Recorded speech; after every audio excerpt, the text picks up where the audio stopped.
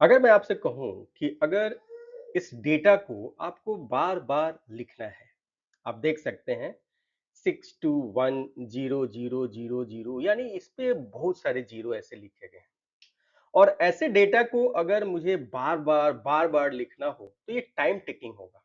यानी इस तरीके के डेटा को हम ऐसा बोल सकते हैं कि ये वेरी लार्ज नंबर है। तो इस तरीके के डेटा को अगर हमें बार-बार लिखना हो, तो वो हमारे लिए कन्वीनिएंट नहीं होगा।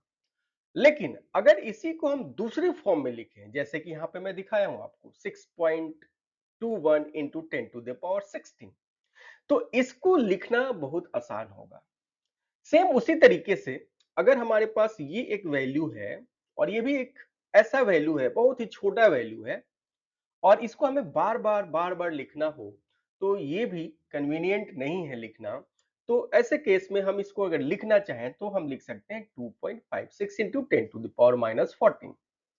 तो जो आप ये छोटे टर्म्स में, जो पावर के टर्म्स में, एक्सपोनेंशियल टर्म्स में जो हम यहाँ पे रिप्रेजेंट कर रहे हैं, 6.21 into 10 to the power 16 and 2.56 into 10 to the power minus 14, इस तरीके के रिप्रेजेंटेशन को हम लोग साइंटिफिक नोटेशन के नाम से जानते हैं। तो जब भी हम कैलकुलेशन करेंगे और उस कैलकुलेशन में जो भी हमारा वैल्यू आएगा, उस वैल्यू को हम लोग जनरली साइंटिफिक नोटेशंस में ही लिखते हैं। तो चलिए आज के इस वीडियो में हम लोग स्टार्ट करते हैं साइंटिफिक नोटेशन। तो अगर हम साइंटिफिक नोटेशंस को जाने तो हम इसको किस तरीके से डिफाइन कर सकते हैं। Scientific notation is a way to write large और very small number in a compact and easy form. जैसे कि हमने प्रीवियस एग्जांपल में देखा कि हमारे पास एक लार्ज नंबर है और उसको या स्मॉल नंबर है उसको हमने किस तरीके से कॉम्पैक्ट और इजी फॉर्म्स में हमने लिखा। तो इसी रिप्रेजेंटेशन को, इसी नोटेशन को हम लोग साइंटिफिक नोटेशन के नाम से जानते हैं। इसका बेसिक फॉर्म जो होता है वो होता है n into ten to the power n, यानी n जो है यहाँ पे कोफिशियंट है और 10 टू दावर n जो है वो एक्सपोनेंशियल फॉर्म है, जहां पे n की जो वैल्यू है वो 1 हो सकता है या 1 से ज्यादा हो सकता है, जबकि 10 से ये वैल्यू कम हो सकता है। उसी तरीके से जो 10 का पावर n है वो n 10 का पावर है और जो क्या हो सकता है, जीरो भी हो सकता है, पॉजिटिव भी हो सकता है और नेगेटिव भी हो सकता है। तो अब आपको जैसे भी साइंटिफिक नोटेशंस लिखना हो, वो आपको इसी बेसिक फॉर्म्स में आपको लिखना पड़ेगा n into ten to the power n में। अब आइए यहाँ पे हम लोग समझते हैं कि ऐसे केस में हम लोग किस तरीके से गिवन जो वैल्यू है उसको साइंटिफिक नोटेशंस में लिखेंगे। जनरली यहाँ पे जो वैल्यू होता है वो डेसिमल में होता है और डेसिमल शिफ्ट करके हम किस तरीके से साइंटिफिक नोटेशन लिखेंगे, इसको अब हम लोग डिटेल्स में समझते हैं। तो चलिए, अगर कोई भी आपको वैल्यू दिया गया है और उसको कन्वर्ट करना है एज ए साइंटिफिक नोटेशन, तो आइए उसको हम किस तरीके से बदलते हैं। तो सबसे पहले स्टेप वन हम देखेंगे। स्टेप वन में हमें जो भी वैल्यू दिया गया है उसमें हमको डेसिमल को शिफ्ट करना है, यानी move decimal so that only one non zero digit is left before decimal. यानी अगर कोई भी वैल्यू दिया गया है, उस वैल्यू में आपको डेसिमल को इस तरीके से शिफ्ट करना है कि डेसिमल के पहले एक ही नॉन जीरो डिजिट हो, या आप ऐसे बोल सकते हैं कि एक ही नॉन जीरो डिजिट के बाद डेसिमल होना चाहिए। तो इस तरीके के रिप्रेजेंटेशंस को हम लोग साइंटिफिक नोटेशन में काउंट करेंगे और 10 का एक्सपोनेंशियल होगा। तो जब भी हम यहाँ डेसिमल को शिफ्ट करेंगे, दो तरीके से शिफ्ट कर सकते हैं, या तो हम उसको राइट शिफ्ट कर सकते हैं या तो उसको हम लेफ्ट शिफ्ट करते हैं। आइए इसको एग्जांपल से समझते हैं। और एग्जांपल में हमारे पास एक वैल्यू दिया गया है 256.005। यहाँ पे डेसिमल को आपको शिफ्ट करना है और शिफ्ट करके एक नॉन जीरो डिजिट के बाद लगाना है। तो आप देखिए 6, 5 और 2 ये नॉन जीरो डिजिट हैं और इसमें अगर हम डेसिमल को शिफ्ट करें तो डेसिमल को हम शिफ्ट करके कहाँ लाएंगे, 2 के बाद लाएंगे, क्योंकि 2 फर्स्ट नॉन जीरो डिजिट है। और डेसिमल वहां पे शिफ्ट किया जाता है जिसके पहले एक ही नॉन जीरो डिजिट होना चाहिए। तो अगर आप इसको शिफ्ट करते हैं तो शिफ्ट करके ये वैल्यू हो जाएगा 2.56005। आप क्या देख रहे हैं कि जो आपका डेसिमल है वो किधर शिफ्ट हो रहा है, तो वो लेफ्ट शिफ्ट हो रहा है। तो इस वैल्यू में हमने डेसिमल को लेफ्ट शिफ्ट किया और कितना डिजिट्स के बाद रखा हमने, तो एक नॉन जीरो डिजिट के बाद रखा। सेम उसी तरीके से अगर हमारे पास ऐसा वैल्यू हो 0.00532, अब यहाँ आपको डेसिमल को कहाँ शिफ्ट करना है, हमें डेसिमल को 532 में 5 के बाद शिफ्ट करना है। तो यहाँ पे आप देखिए 5 के बाद आप जब शिफ्ट करेंगे तो वैल्यू होगा 5.32, यानी डेसिमल के पहले एक ही नॉन जीरो डिजिट है। और यहाँ पे आप देखें तो डेसिमल किधर शिफ्ट हो रहा है, तो डेसिमल राइट शिफ्ट हो रहा है। तो इसी दो तरीके से आपको शिफ्टिंग करना है जब भी आपको वैल्यू दिया रहे। तो अब जो शिफ्ट आप कर रहे हैं उसमें आपको काउंट करना पड़ेगा कि आपने कितना प्लेस मूव किया है, या तो आप लेफ्ट मूव किए हैं या तो राइट मूव किए हैं। तो count how many place you move. और उसके बाद अगर आप राइट मूव कर रहे हैं तो एक्सपोनेंशियल टर्म आएगा, 10 का पावर नेगेटिव करना पड़ेगा उतना ही से।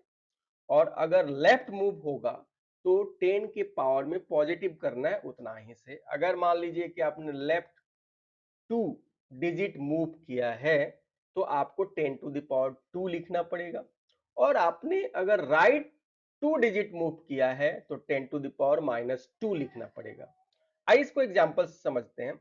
हमारे पास ये 6 है, 5 है, और डेसिमल को हम कहां पे ला रहे हैं, 2 के पहले ला रहे हैं, 2 के बाद ला रहे हैं। यानी हमने यहाँ 2 डिजिट पास मूव किया है, और किधर मूव किया है, हमने लेफ्ट मूव किया है।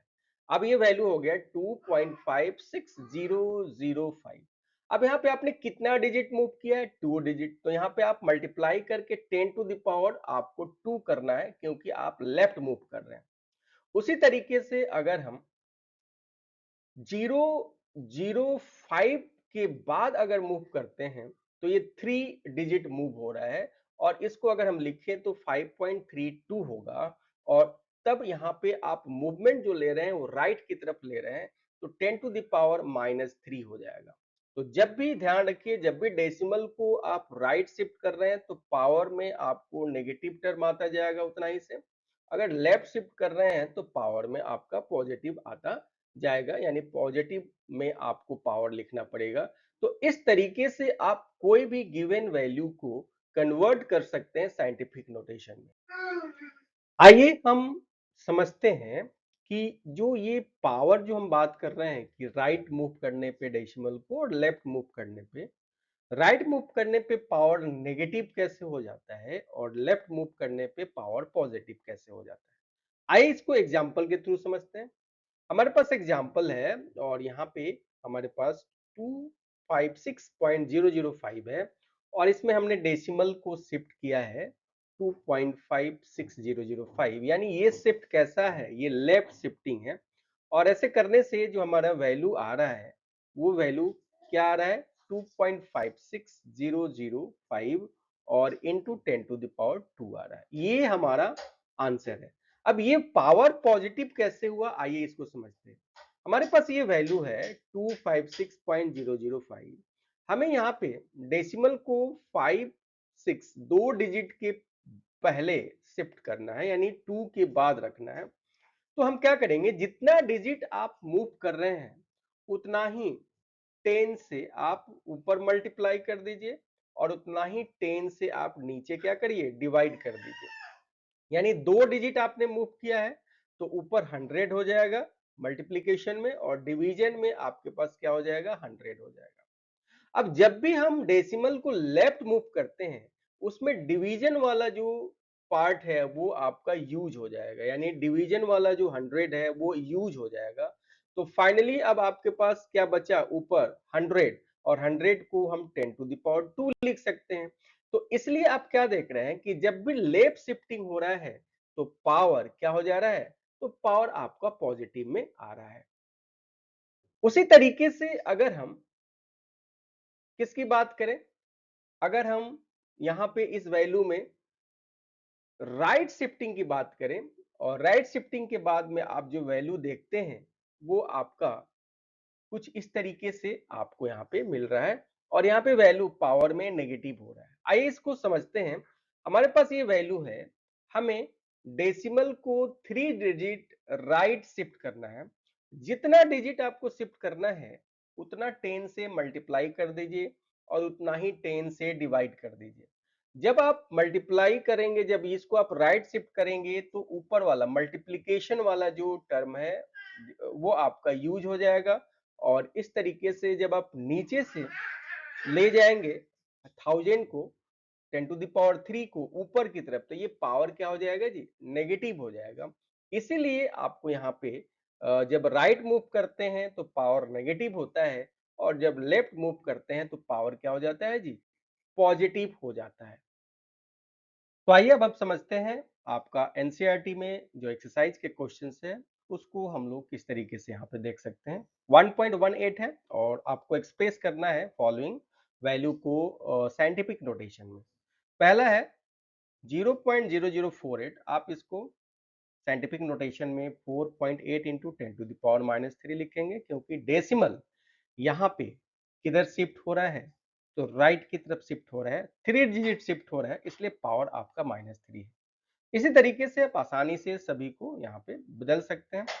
तो आप साइंटिफिक नोटेशन से रिलेटेड कोई भी क्वेश्चन है वो आसानी से आप यहाँ पे समझ सकते हैं और आसानी से बना सकते हैं।